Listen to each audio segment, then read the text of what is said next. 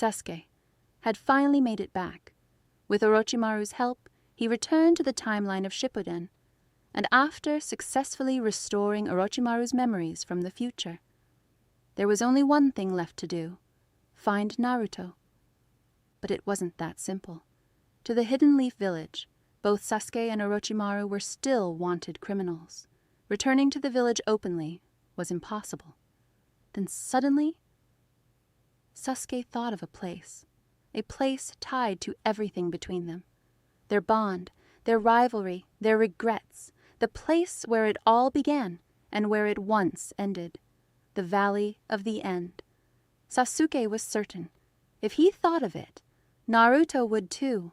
And if Naruto left behind a flying Raijin mark there, then he could find him. At the mention of the flying Raijin technique, Orochimaru's eyes lit up. After losing Kurama in the future, Naruto had been forced to grow stronger in other ways. He had mastered countless forbidden techniques, including the flying Raijin, and Sasuke, after losing his Rinnegan, had also learned new jutsu. But in the end, even those powers hadn't been enough to stop what was coming. Meanwhile, back in the Hidden Leaf Village, Naruto and Jiraiya were reporting to Tsunade. Just like before, Tsunade arranged a test. Their opponent, Kakashi Hatake. When Naruto saw Kakashi again, his heart tightened. Not long ago, he had watched him fall, pierced through by black rods, but now Kakashi stood before him once again, alive. The test was the same as before, the bell test, and Naruto knew Kakashi would be late. So instead of waiting, Naruto left, alone. He headed straight to the Valley of the End. Just as Sasuke had predicted, Naruto had thought of the same place. He took out a special kunai. Carved into it were 4 words: "I never go back on my word." That was his flying Raijin mark. After placing it down, Naruto didn't leave immediately. He stood atop the statue of Hashirama, looking out across the valley.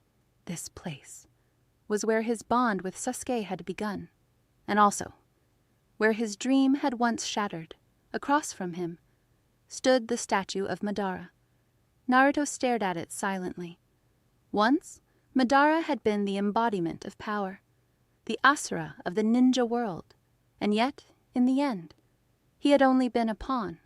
Naruto clenched his fist. This time, Madara would get the battle he deserved. But Naruto knew just becoming stronger with Sasuke wouldn't be enough. They would need more. The strongest shinobi, the elite of the ninja world, all united, because he understood that clan could not be defeated by just the 2 of them. But there was still uncertainty. Would the future change now that he and Sasuke had returned? Would that clan arrive earlier than expected? No one knew. Naruto took a breath, let the thoughts settle, and then, in an instant, he vanished. Flying Raijin. He returned to the village, just as expected. He and Sakura waited, and waited, and waited, until finally, Kakashi appeared. Late, as always. He casually closed his little orange book and took out the bells. The test began, but this time, Naruto had a different goal. He wanted to know how much of his power had he brought back, so he didn't hold back. He charged forward, meeting Kakashi head-on in taijutsu.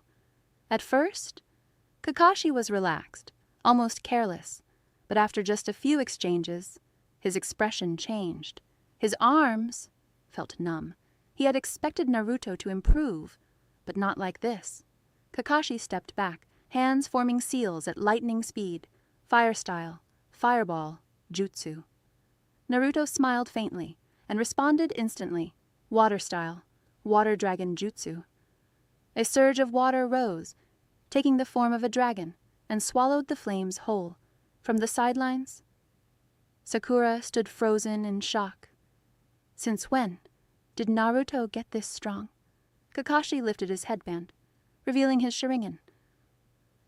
"Looks like you've trained well these past few years," he said. "But defeating me is still a long way off." The battle intensified. Then suddenly, Naruto was pulled underground by Earth Style. Kakashi prepared to declare victory. But then, the Naruto in front of him disappeared in a puff of smoke. Kakashi froze. A shadow clone. The real Naruto had never been there. Even Tsunade, watching from afar, was stunned. What exactly happened in those 3 years? She asked. Jiraiya was equally shocked. This Naruto was nothing like the one he remembered. He forced a grin. Well, his teacher is one of the legendary Sannin. After the brief clash, Naruto understood. He had retained a lot. But defeating Kakashi here, in front of everyone, would draw too much attention. And more importantly, he felt it.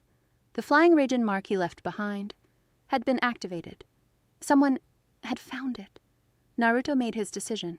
He quickly coordinated with Sakura, using the same strategy they once used to take the bells, forcing Kakashi into a mistake. And this time, they succeeded. They took the bells. Kakashi smiled beneath his mask. Proud, his students had grown. After saying his goodbyes, Naruto disappeared once again, flying Raijin. He returned to the Valley of the End, and just as he expected, standing there, waiting for him, were Sasuke and Orochimaru.